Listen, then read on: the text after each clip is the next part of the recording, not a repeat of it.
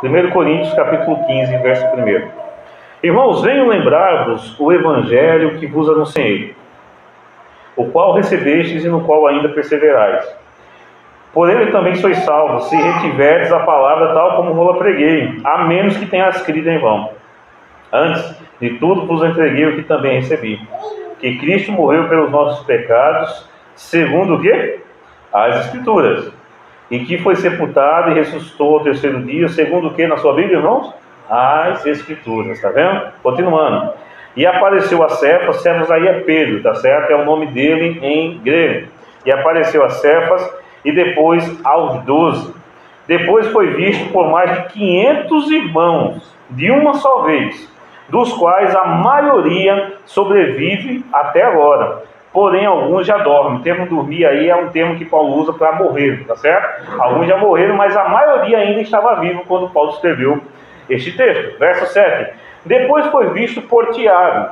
Esse Tiago aqui tudo indica que não tenha sido Tiago o apóstolo, né? Mas o Tiago, o irmão do Senhor, tá certo? Depois foi visto por Tiago, mais tarde por todos os apóstolos. E afinal, depois de todos, foi visto também por mim. Quem está escrevendo é Paulo, tá certo? Esse por mim é ele. Foi visto também por mim, como por um nascido fora de tempo. Amém? Vamos estar sentados, depois nós vamos proceder com uma breve oração.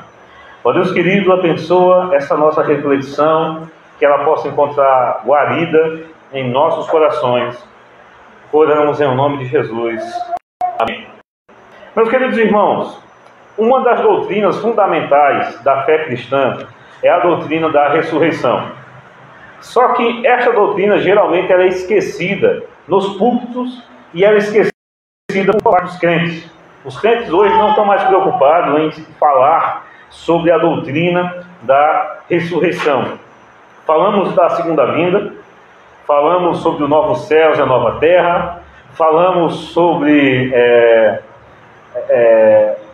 a vitória gloriosa de Cristo, né, vencendo sobre o diabo, a morte, o inferno, a condenação final dos ímpios. Mas essa doutrina da ressurreição quase ela não é tocada. Conta a história que essa doutrina era esquecida geralmente pelos crentes por causa de uma coisa: por causa da morte. Porque para se ter ressurreição precisa de quê? Morte. Não pode haver ressurreição sem morte. Conta a história que uma professora de escola bíblica dominical, da classe das crianças, ela foi dar aula, certo? E ela perguntou assim: quem quer ir morar no céu? Aí naquela semana, tinha um molequinho chamado Joãozinho, esse irmãozinho tinha ouvido falar sobre a doutrina da ressurreição. Aí quando ela fez a pergunta, quem quer ir morar no céu? As crianças levantaram as mãos todas, né? Mas Joãozinho ficou com a mão abaixada. Aí a professora perguntou: Joãozinho, todo mundo quer morar no céu, menos você? Aí ele falou: não, professora, não, tia, eu quero morar no céu. Mas eu estava achando que a senhora está chamando para a gente ir hoje. Ele não queria ir, porque ele não queria morrer hoje, porque ninguém quer morrer agora. Se eu perguntar: você quer morrer? Ninguém quer morrer. Ninguém. Todo mundo passa por isso. Todo mundo aqui tem medo. Não é medo em si da vida que nós vamos encontrar depois da morte, mas é desse fato, né, de deixar a existência aqui.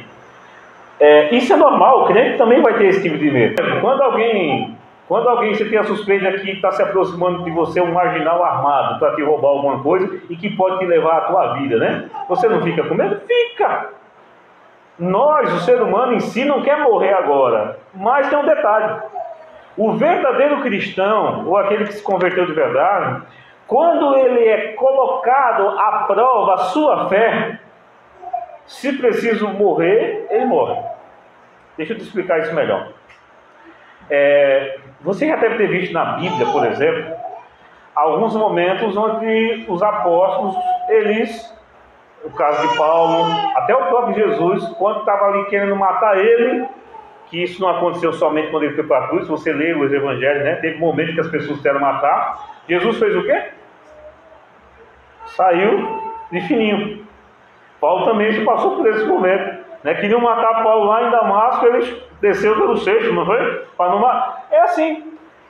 Mas quando o crente ele é colocado à prova, que assim, ou vai ou racha, você está me entendendo? Ou você permanece fiel em Cristo ou vai morrer, o verdadeiro crente ele vai morrer, porque ele não tem como negar o seu Senhor.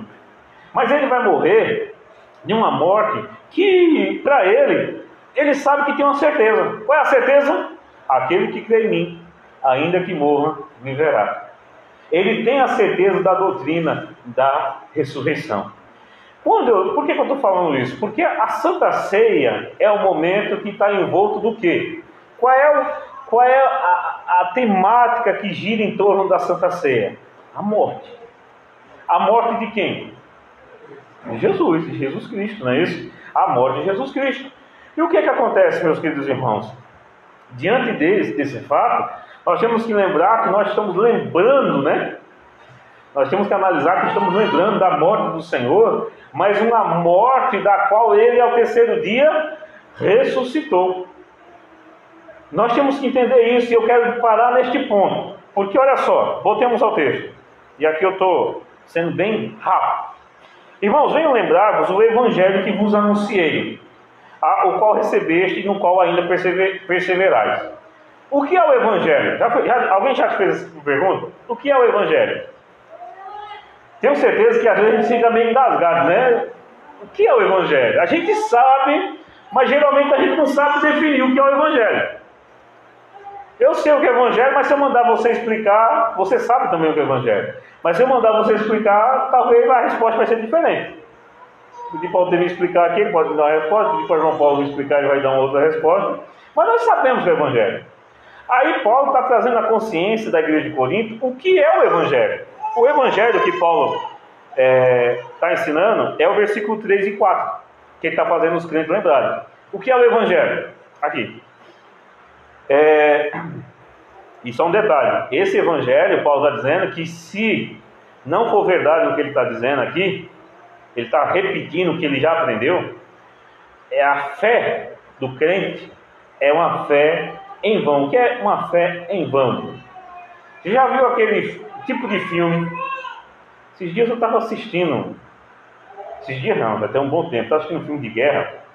Que os camaradas tinham que resgatar não sei quem era lá. Não é aquele do soldado não sei o que não. Era um outro. Eles tinham que, não era nem resgatar não, era mandar uma mensagem. Aí eram dois companheiros ali do exército americano, na Segunda Guerra Mundial.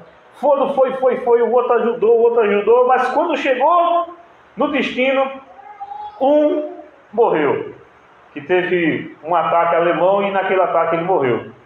É aquela famosa frase que a gente fala: nadou, morreu na praia. Paulo está falando a mesma coisa aqui. Se aquilo que nós cremos, onde nós temos fé, se isso não for verdade, estamos nadando, para morrer na praia, porque não vamos chegar a lugar nenhum.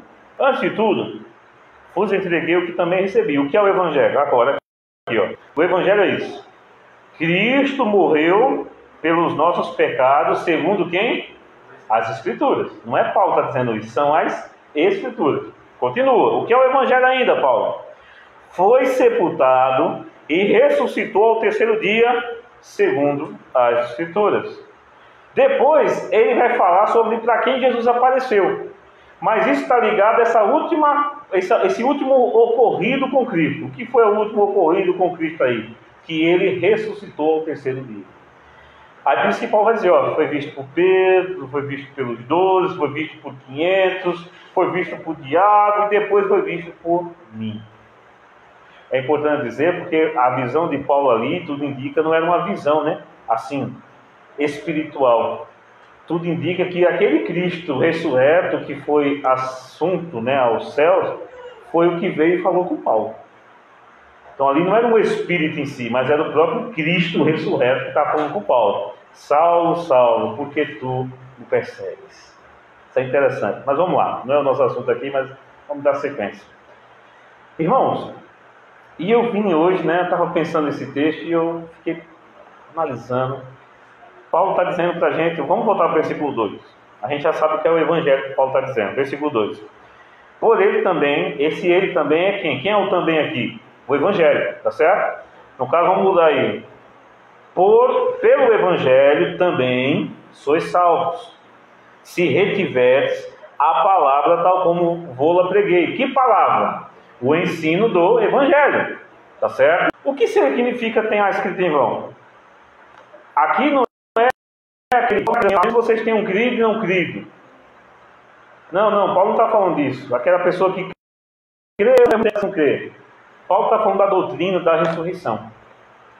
A ideia aqui, apenas, então, a menos que tenha escrito em vão, é que esse crido em vão se refere ao fato da ressurreição. A menos que tenha escrito em vão significa a menos que Cristo não tenha ressuscitado. Se Cristo não ressuscitou, logo a gente está perdendo tempo aqui.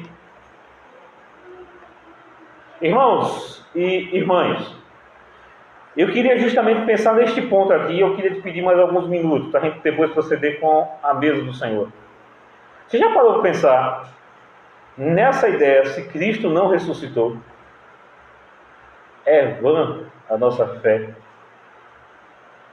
A pergunta que eu te faço agora, eu e você, essa palavra para mim também, eu e você, nós temos vivido como Cristo ressuscitou?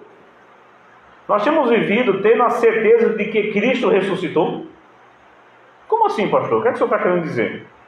Irmãos, quantas religiões existem no mundo? Várias, acho que não tem nem como a gente contar. Tem religião de tudo que é jeito. E nas religiões você também tem, nas religiões, nas filosofias, na política, você também tem os mártires, concorda comigo? O que é o mártir? É aquele que morre por uma causa.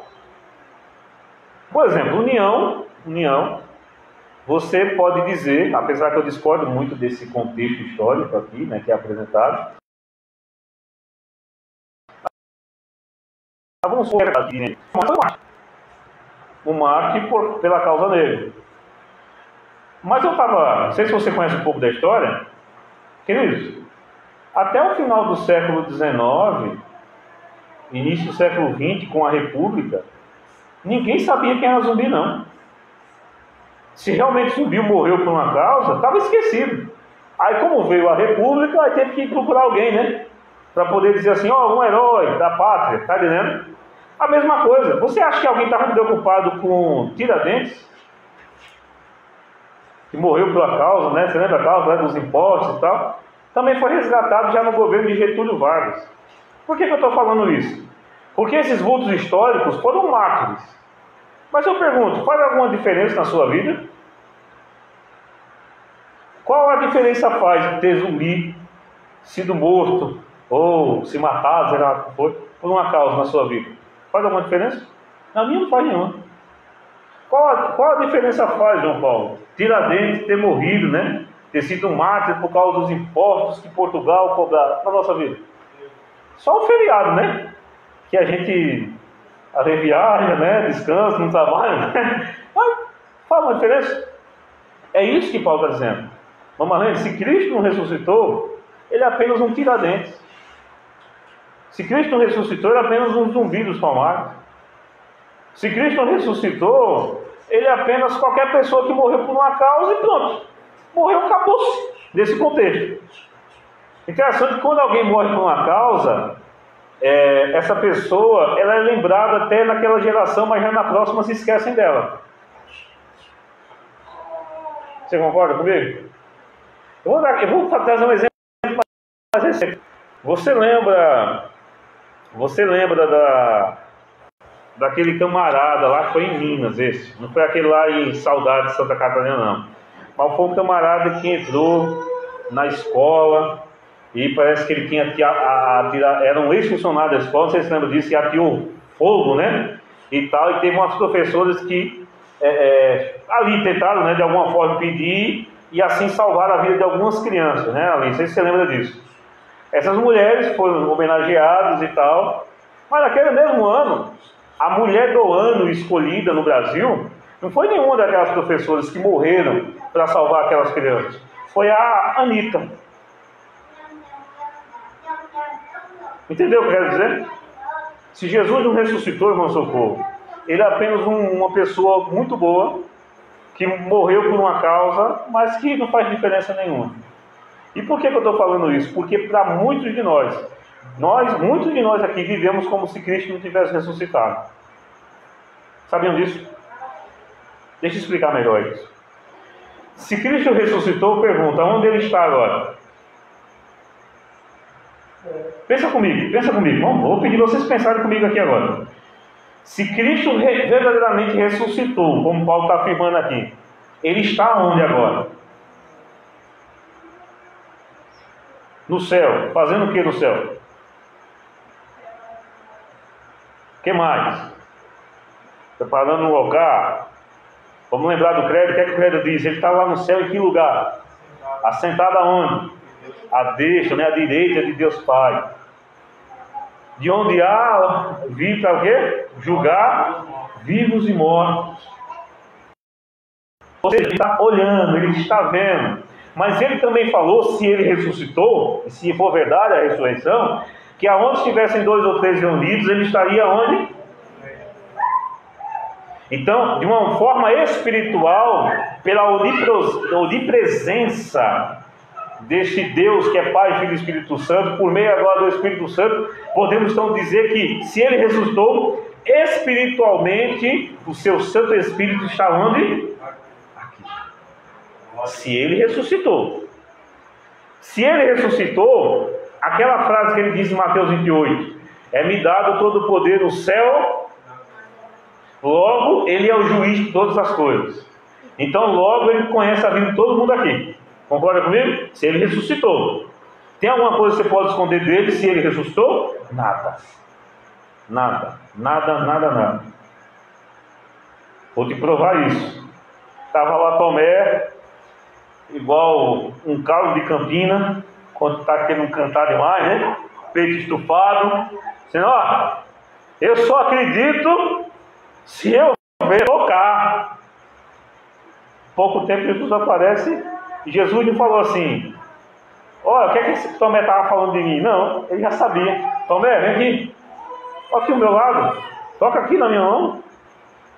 O Senhor sonda os corações. Só, queridos irmãos, já estou caminhando para encerrar. Para muitos de nós, vivemos como se Cristo tivesse morrido e ficado morto. É como se Cristo não existisse. Muitos de nós vivemos uma vida cristã como uma vida, um clube, concorda comigo? Como assim um clube? Eu estou muito feliz que meu time está liderando o brasileiro. Sabe qual é o meu time? Você sabe? O melhor do Brasil, o Atlético Paranaense. O resto é fichinha, certo? Está lá liderando, Aí eu estou feliz. Se eu tiver a camisa do clube, eu ando, aquela coisa toda. Só que quando o clube começa a perder, vai perto para cair uma segunda divisão, tem torcedor que faz o quê? Muda logo de time. Né não? Você mudando de time, né não? Muda para um, muda para outro, aquela coisa toda. É assim, porque é um clube. Não tem muita diferença. Eu vou morrer porque meu time ganhou ou perdeu? Eu vou morrer porque o Neymar não fez o pênalti ou algo do tipo? Não. É um clube. Quando é para a gente se alegrar, junta todo mundo, faz churrasco, né? Assiste Copa do Mundo, depois acabou lá na sua casa e vive. Para muitas pessoas, a fé cristã é isso. É um clube, é uma filosofia. É um pensamento. É uma coisa boa. Não, ser crente é uma coisa muito boa. Está na moda hoje, né? Tem crente para tudo que... Você quer ser crente como? Não, eu quero ser crente daquele que tem as argolas na orelha, que pinta as unhas pretas e ainda usa maquiagem. Os homens, né? Não é a mulher não, viu? É os homens, viu, Rodrigo? Você quer ser desse... Hein? Qual é a igreja? Aquela dali, vai lá? Tem igreja para tudo que é jeito. Não, rapaz, eu gosto de um forró. Então eu quero uma igreja que tenha muito forró e que a gente ainda consiga dançar um rastapé no púlpito. Tem essa igreja? Tem sim. Tem igreja para tudo hoje. Não, eu gosto muito de futebol. Certo? Gosto muito de futebol. Tem igreja para quem gosta muito. Tem igreja para quem gosta muito de futebol. Vamos lá e joga. Tem aquela. Aí vamos marcar, né? Os batistas quando os presbiterianos. Aí vai, outro dá entrada no outro. Aí ele fala, fica aí, pô, irmão, não pode não falar isso aqui não, né? Quer dizer, filho de Deus, não faz isso não. É assim, tem aquela coisa toda. Tem igreja para tudo. são os clubes. A pergunta que eu faço para você: você está vivendo a sua fé como um clube? Ou Cristo verdadeiramente está vivo na sua vida? Meus irmãos, se Cristo está vivo, Ele há de julgar a mim e a você. Se Cristo verdadeiramente está vivo, Ele vai voltar. E cada um de nós prestaremos contas. E tu presta conta, né, Altemir, aqui? De 3 vezes, cada um de nós, viu? Vai prestar conta. Aí não vai ter mais um Altemir para vir aqui falar, né, de relatório. Cada um vai prestar conta. Aí o Senhor vai perguntar para você: por que você não foi no culto naquele dia? Disse para o pastor que estava doente sentar. Está entendendo? Olha, naquele dia, o que você estava ali, o pessoal perguntou se tu era crente, tu não falou nada, antes abaixou a cabeça. Não, eu só estou indo para a igreja, não sou crente não. Está entendendo? Esse tipo de coisa. Queridos irmãos, eu quero finalizar lembrando a você que, se você quiser depois ler em casa, mas neste capítulo 15, a partir do versículo 20, Paulo diz uma coisa, e eu acho interessante porque essa palavra aqui muitas vezes passa desapercebida por nós. Que palavra, pastor? Versículo 20, 1 Coríntios 15, 20. Mas de fato, Cristo ressuscitou dentre os mortos, sendo Ele, o que está aí na sua Bíblia? As primícias dos que dormem. O que é primícia? O antigo Israel, ele está usando uma linguagem de agricultura aqui. Qual é essa linguagem da agricultura? O antigo Israel era um povo agricultor. A ideia das primícias era o seguinte: olha só, quando alguém, vou pegar aqui um exemplo mais fácil, para você facilitar para a gente. Então, até um roçado de macaxeira. Aí plantou, ele sabe que a árvore do canto ali ele plantou primeiro, as do meio aqui depois, e as da minha direita aqui foi azul. Aí passou-se o tempo, ele cuidou, trabalhou, aí ele vai lá naquele cantinho que foi uma das primeiras que ele plantou. Aí ele vai lá, vai com a enxada, né, cava e tal, e puxa. Quando ele puxou ali, vem aquela macaxeira bonita. Aí ele olha, manda a esposa preparar aquela coisa toda. Aí quando ele experimenta a macaxeira, ele fala: eita, macaxeira boa, né? Olha como ela é gostosa e tal.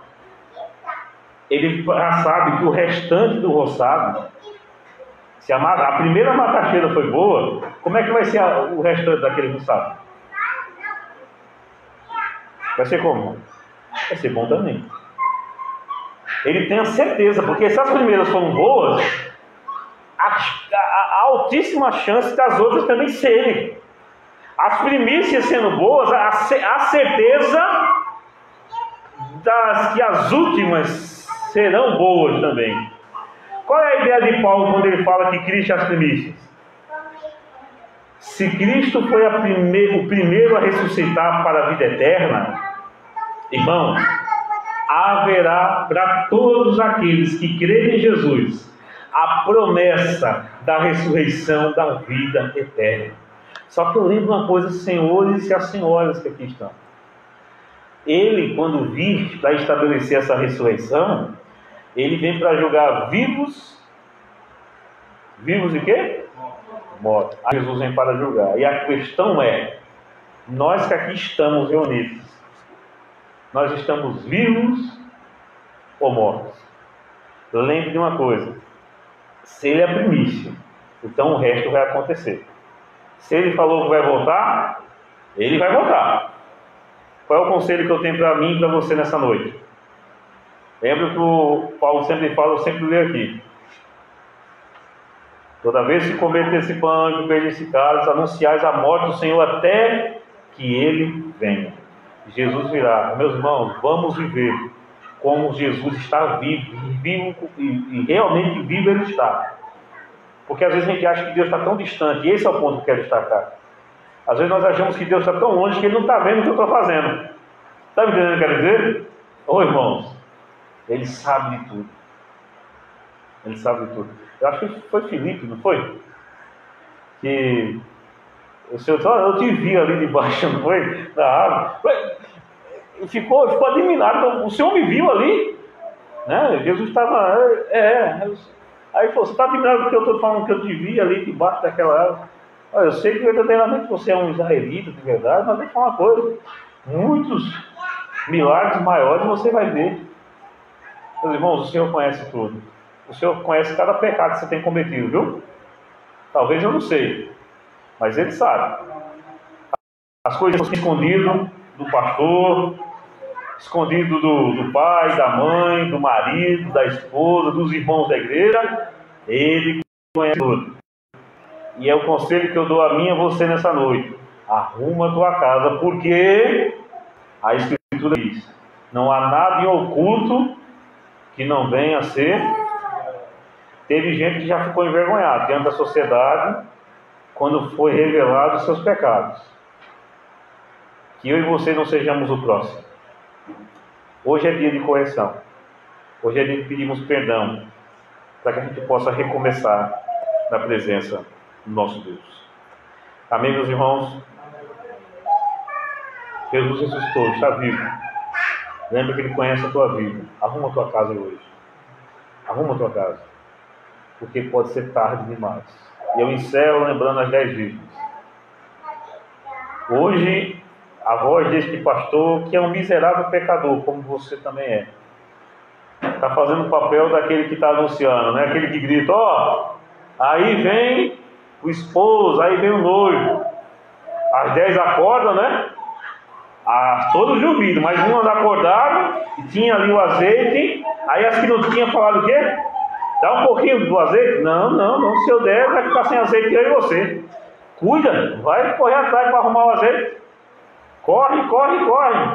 Demoraram demais, porque quando voltaram, o senhor da festa, o noivo, já não conhecia aquelas 10. Aquelas 5, né, perdão. Que as 5 prudentes entraram, as imprudentes ficaram fora. Quem nós queremos ser? Quem nós queremos ser? Eu quero ser o prudente. Para, como o Senhor falou naquela parábola, para que quando o Senhor vier, possa encontrar seguindo assim. Prepara a tua vida, meu irmão, arruma a tua casa. Nós não sabemos se iremos morrer hoje, amanhã, ou se Jesus volta hoje. A morte e a vida de Cristo serão uma surpresa. Nós não sabemos. Você sabe se você vai morrer? Alguém sabe aqui? Ninguém sabe. Sabe o dia que Jesus vai voltar? Nós só estamos esperando, né? Estamos vendo os sinais, tá? Então arruma, prepara. E hoje nós estamos diante de uma santa ceia, onde nós vamos comer do pão e tomar do cálice. Cuidado, porque aquele que toma do cálice, bebe o cálice e come o pão indignamente, ou seja, sem discernir o corpo. O que é discernir o corpo? Discernir a sua condição, entendendo que o corpo de Cristo é santo, logo ele tem que pedir misericórdia, arrepender-se para ser santo também, para que não coma então numa situação de pecado, sem confissão, sem arrependimento, e logo venha tomar, ao invés de salvação, de bênção, condenação. Então neste instante eu convido a igreja, os irmãos, a ficarmos em pé, para que juntos então possamos ter este momento de confissão, de contrição, apresentando a nossa vida diante do Senhor. Aqueles minutos que sempre tiramos para confessar os nossos pecados e pedir que Deus possa nos abençoar, para que possamos participar santos da mesa do Senhor. Feche seus olhos e busca o Senhor nesse instante.